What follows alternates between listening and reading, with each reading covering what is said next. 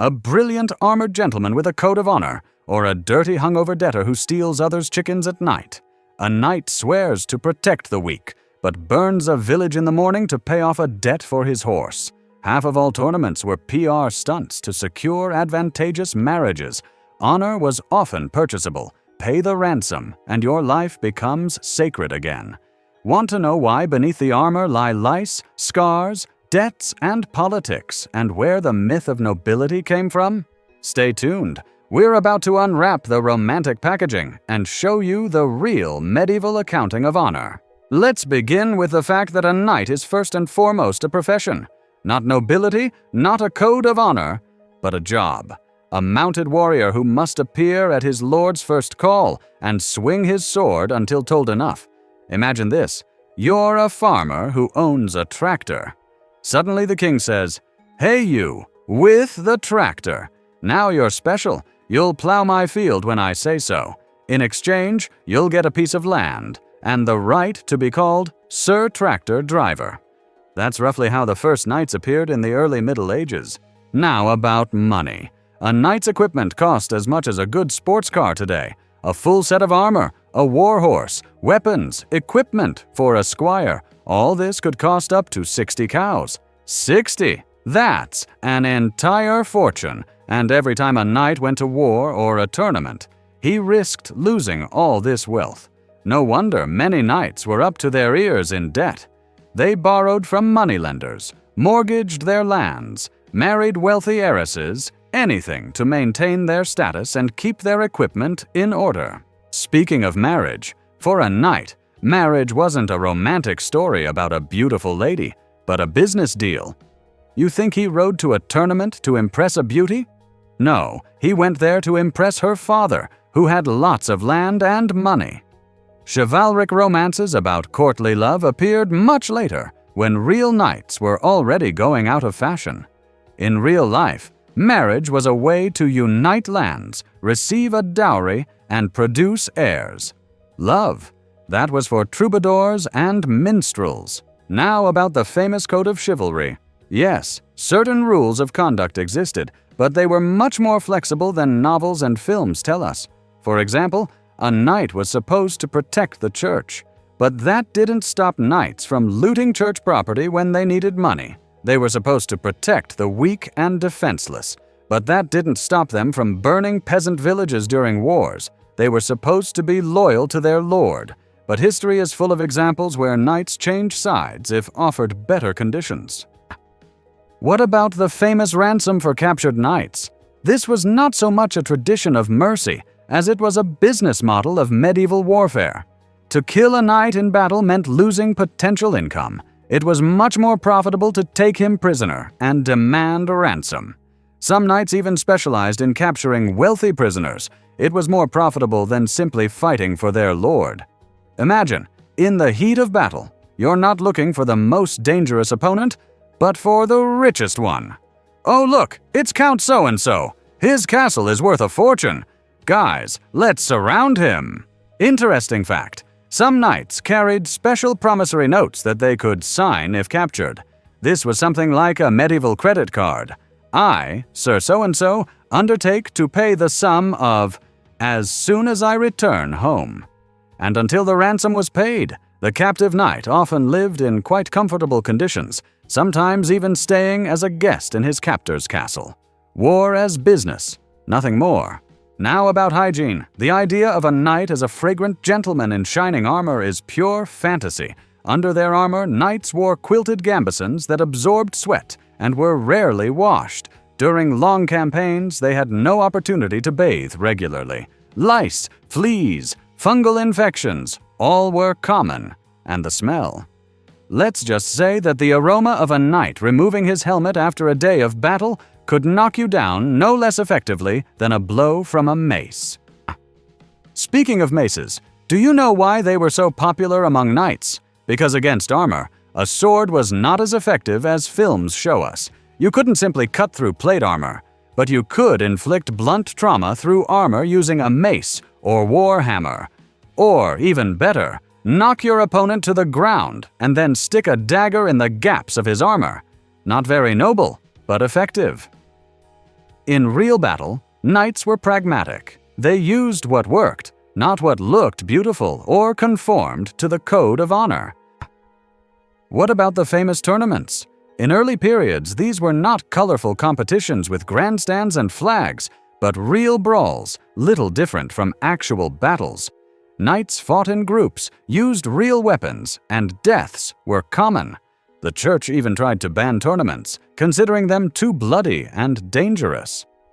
Only later, when tournaments became more regulated and safer, did they transform into the spectacle we imagine today. But even then, tournaments were primarily a way to earn money. The winner received the horses and armor of the defeated, as well as prize money. Some knights became professional tournament fighters, traveling from castle to castle, looking for competitions. It was something like medieval professional sports, and as in modern sports, there were stars, scandals, and behind-the-scenes politics. Speaking of politics, it's worth mentioning that knighthood was closely tied to the feudal system.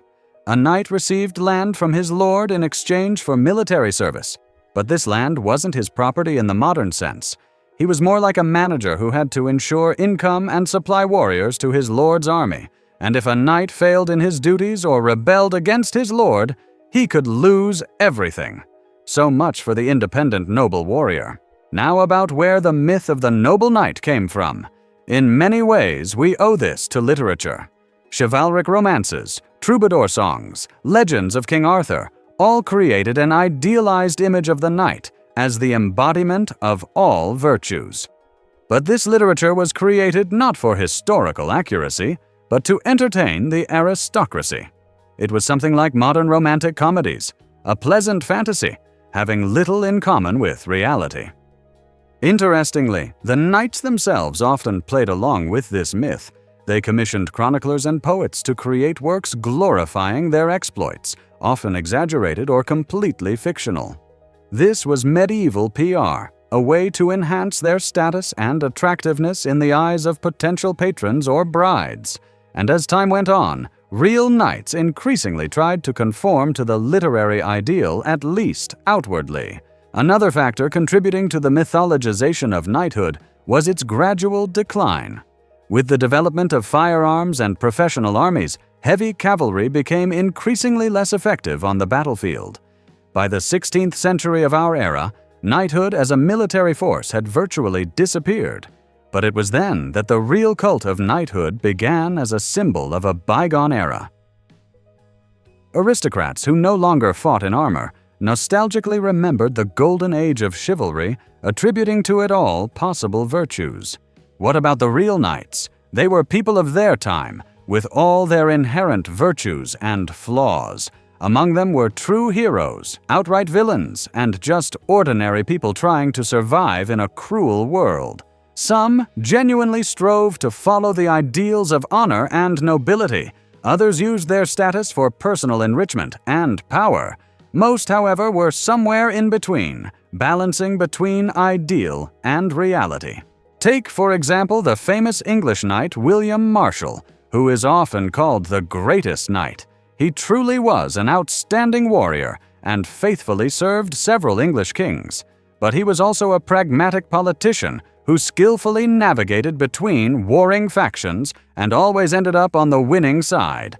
He made a fortune from tournaments and a favorable marriage. He was loyal to his lords, but also knew when to change sides. He was not so much the embodiment of the chivalric ideal as a talented player in the medieval political game. Or take the Crusader Knights.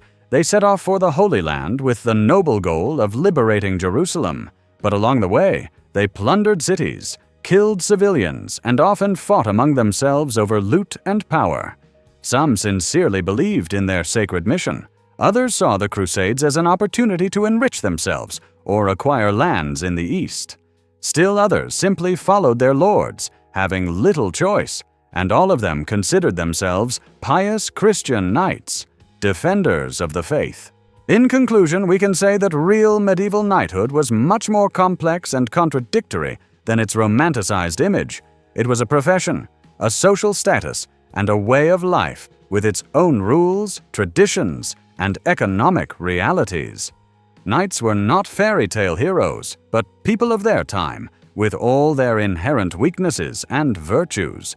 They could be noble and cruel, faithful and treacherous, generous and greedy, sometimes all in one person. And perhaps it is precisely this humanity, this complexity that makes the history of knighthood so fascinating.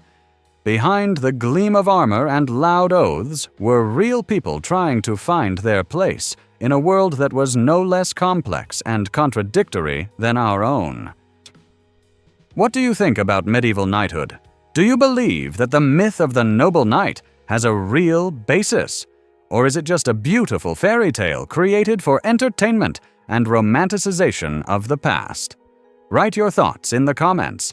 I'm really interested in knowing your opinion. And if you enjoyed this dive into the reality of medieval knighthood, don't forget to like, subscribe to the channel, and hit the bell to not miss new episodes. Next time, we'll travel to an era where behind the glitter and luxury hid no less interesting secrets and contradictions.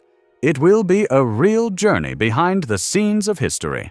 And remember, the past is always more complex than it seems at first glance, and it is in this complexity that its true beauty lies.